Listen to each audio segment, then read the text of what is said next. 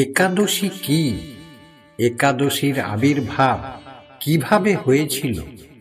একাদশীতে কেন উপবাস করতে হয়? একাদশী ব্রত করলে কি লাভ?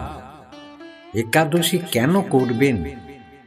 একাদশীর মাহাত্ম্য বর্ণনা করছি। এক সময় জৈমিনী ঋষি তার গুরুদেব মহর্ষি ব্যাসদেবকে জিজ্ঞাসা করেছিলেন। মহর্ষি ব্যাসদেব তখন বলেছিলেন, সৃষ্টির প্রারম্ভে পরমেশ্বর ভগবান এই জড় সংসারে স্থাবর জঙ্গম সৃষ্টি করেছিলেন। মর্তলোকবাসী মানুষদের শাসনের জন্য একটি পাপ পুরুষ নির্মাণ করেছিলেন। সেই পাপ পুরুষের অঙ্গগুলি বিভিন্ন পাপ দিয়ে নির্মিত হয়েছিল।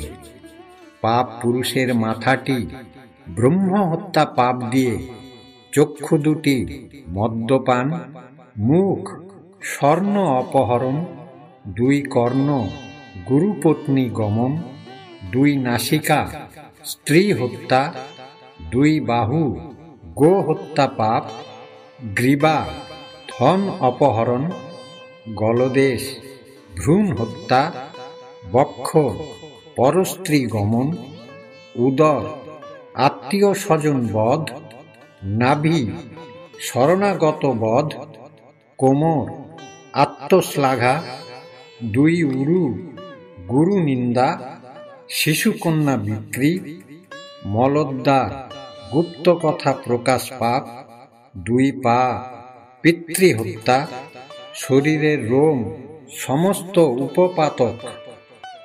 এভাবে বিভিন্ন সমস্ত পাপ দ্বারা ভয়ঙ্কর পাপ পুরুষ নির্মিত হল।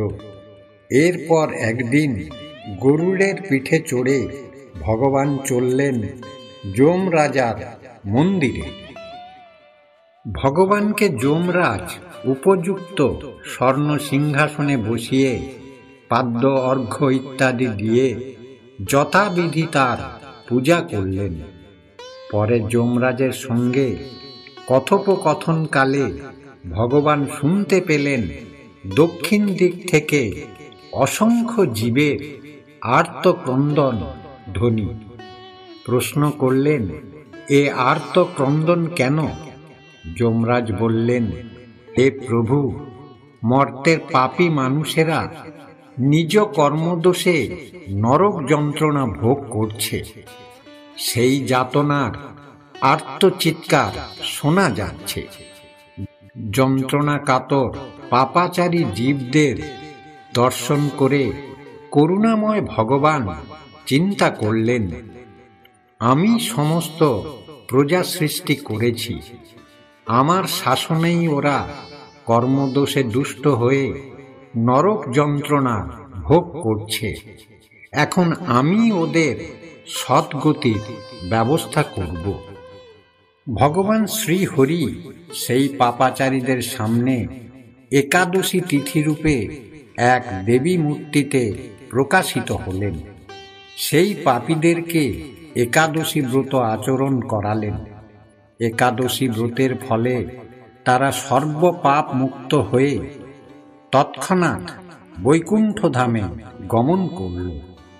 কিছুদিন পরে ভগবানের সৃষ্ট পাপ পুরুষ এসে শ্রীহরির কাছে করজোড়ে কাতর প্রার্থনা জানাতে লাগল, হে ভগবান, আমি আপনার প্রজা, আমাকে যারা আশ্রয় করে থাকে তাদের কর্ম অনুযায়ী তাদের দুঃখ দান করাই আমার কাজ ছিল। কিন্তু সম্প্রতি একাদশীর প্রভাবে আমি কিছুই করতে পারছি না, বরং ক্ষয়প্রাপ্ত হচ্ছি।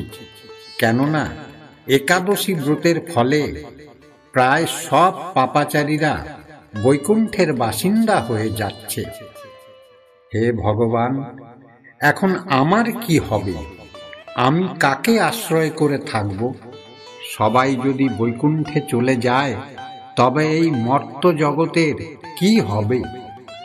আপনি বা কার সঙ্গে এই মর্তে ক্রীড়া করবেন? পাপ পুরুষ প্রার্থনা করতে লাগল, হে ভগবান, যদি আপনার এই সৃষ্ট বিশ্বে ক্রীড়া করবার ইচ্ছা থাকে তবে আমার দুঃখ দূর করুন। একাদশী তিথির ভয় থেকে আমাকে রক্ষা করুন। হে কৈঠবনাশন, আমি একমাত্র একাদশীর ভয়ে ভীত হয়ে পলায়ন করছি। মানুষ, পশু পক্ষী, কীট পতঙ্গ, জল, স্থল, বন, প্রান্তর, পর্বত, সমুদ্র, বৃক্ষ, নদী, স্বর্গ, মর্ত্য, পাতাল সর্বত্রই আশ্রয় নেওয়ার চেষ্টা করেছি, কিন্তু একাদশীর প্রভাবে কোথাও নির্ভয় স্থান পাচ্ছি না দেখে আজ আপনার শরণাপন্ন হয়েছি।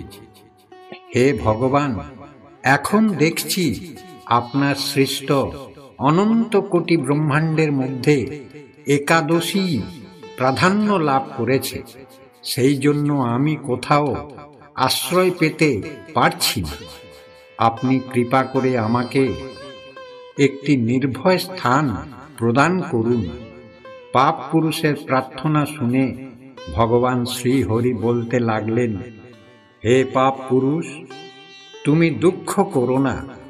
যখন একাদশী তিথি এই ত্রিভুবনকে পবিত্র করতে আবির্ভূত হবে, তখন তুমি অন্ন ও রবি শস্যের মধ্যে আশ্রয় গ্রহণ করবে। তা হলে আমার মূর্তি একাদশী তোমাকে বধ করতে পারবে না।